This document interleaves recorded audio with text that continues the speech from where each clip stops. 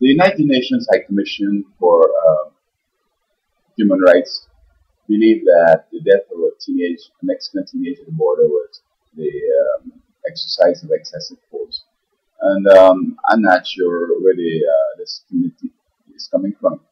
They just do some armchair speculation. They don't know that young people now have guns and who will be shooting at the border guard and so on.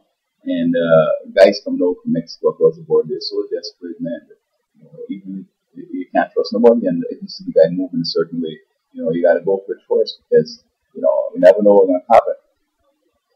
I recall while driving across from Florida to California, through Texas, we come close to the border and you look over and you're seeing a whole village over there. It's empty, nobody walking the street, all them in the States.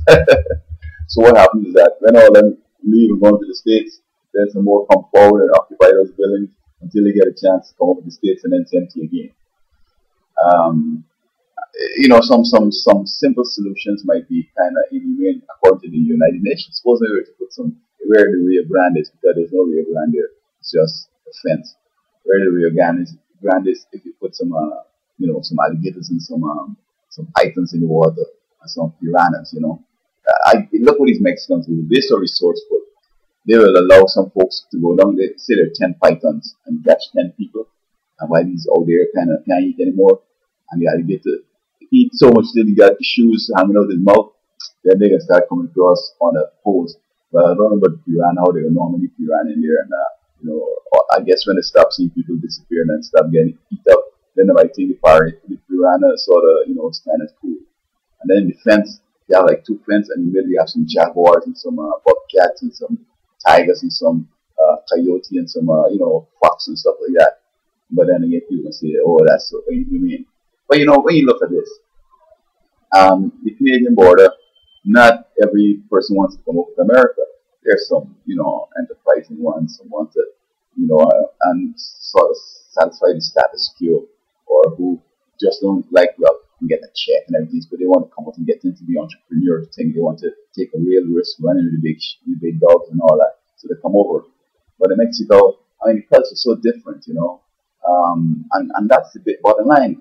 All these years, they have the same thing, only a few people own everything, and all these people suffering. But what I discovered, though, that although it's so hard in Mexico, and these folks will try to even give their life, they'll even jump in a place where there are pythons and alligator and piranha, and jump to where fox are to get into the United States. But when they get in, they won't say, well, I'm in now, it's okay, forget Mexico. Oh no, they're trying to steal your stuff, they're trying to get money anyway, like books and the crooks, and send it back to Mexico. They love Mexico. Look at this guy. He came over as a baby, he don't even know Mexico. But here he's playing stuff about Mexico, yeah, Mexico, and it's like he wants to the Olympics, he won a gold medal, and he's saying, oh, look, a Mexican pride. And now he's not getting any sort of promotion, advertising, and he get no money, and it's like, all he got is Mexican pride. But they love Mexico so bad with all the problems they had over there and all the things they run away from. I think with Americans' problems, we need to start kicking ours. We need to give them some real help, beat them up real bad, and then they can run to maybe Canada. Or maybe if we do worse than Mexico, they'll run to Mexico. And then they'll be sending back money, you know what I mean? Going to France, going to Europe, kick butt real big times. You dumb, get out of here. And you can't pass this high school, this college. We don't want you in college going to France and England or wherever, get to university, get the money, send it back. Maybe you should try that, because we Americans go abroad. What they try to do? They try to say, I don't want to pay taxes in America. I'm going to pay it here, so that they give up the citizenship. But the Mexicans, and they don't want to pay taxes here, so they send that money back to Mexico. Brazil was the same thing. So I'm not sure the patriotism, if it's really working. We have to find the next way to acculturate these folks here and give them that patriotic fever and fervor, so that they'll kind of like do the right thing, work hard, and discipline themselves, and leave all the destructive attitudes aside. We come to America here. There are a lot of things in America that are unique and beautiful and better than my country and all that.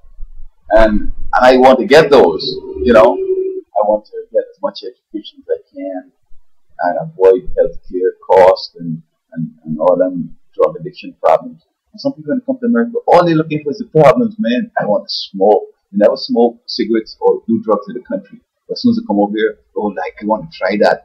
That looks good.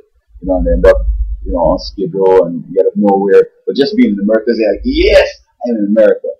And nothing to show. And they go back home with, I don't know, this other people. Maybe one guy says if he gets his hand on some big money, then he go back to his country, show that he was a success over here. So maybe he can go and rob the bank or something, I don't know. But this war here is not working, man. And these Mexicans briskly, they get tortured, cut that fence, and then distract the border patrol down. So, in fact, when you're coming on Highway 10, from, say, like, certain parts of Texas up to, I think, California, you see the border patrol, you see a car speeding, border patrol behind them because some Mexican family rendezvous with some that are coming up and put them in the van and trying to disappear and all that. It's interesting. Border towns, you have the highway patrol park a little way off so they could see the whole horizon and so on. And every now and then you hear the siren and they're running through the street and driving through, coming to give some additional support to grab these guys that jumped over the border. But I would say, Mexico needs encouragement to sort of change because all this drug dealing and all this stuff that going on, that was going running. If you're trying to get that money, I mean, forget communism where everybody gonna be poor. Like people want to, get something, get somewhere, get some property, show that in their mass all these toys in their life and so on, and give it to the kids and so forth. That's the big deal. So Mexico allow more folks to get some toys, man, and everything will be good. Well, of course, they don't mind folks coming over to the States to send back that money. But I think that's the major exports, people, and they're repatriating a whole bunch of money, positive, flow.